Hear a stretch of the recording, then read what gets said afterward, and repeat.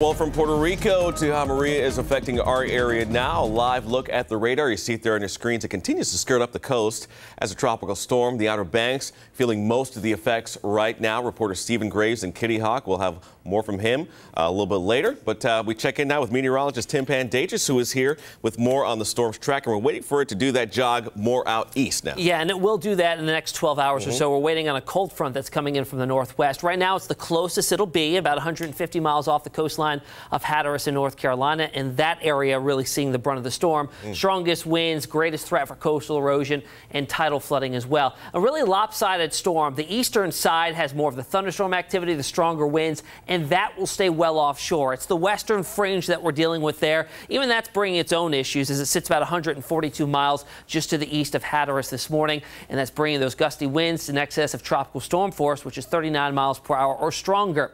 Right now, sustained winds right outside the center of the storm is around 70 miles per hour, and there's that hard right-hand turn taking place before the day is out and overnight tonight. Off into the open waters of the Atlantic as a cold front sweeps on in. Behind that front, by the way, guys, it's going to get real chilly here.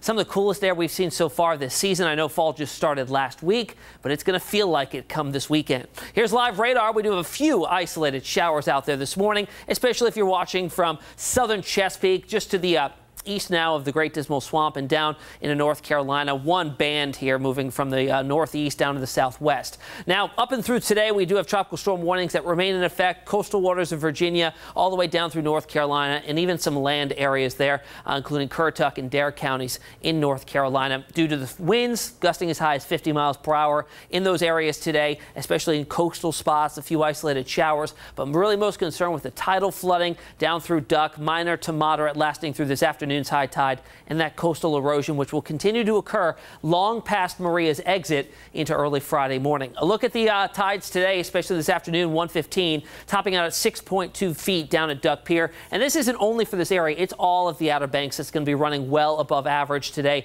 to moderate to even major flooding in those areas that are already seeing it just getting pounded by the coastal erosion.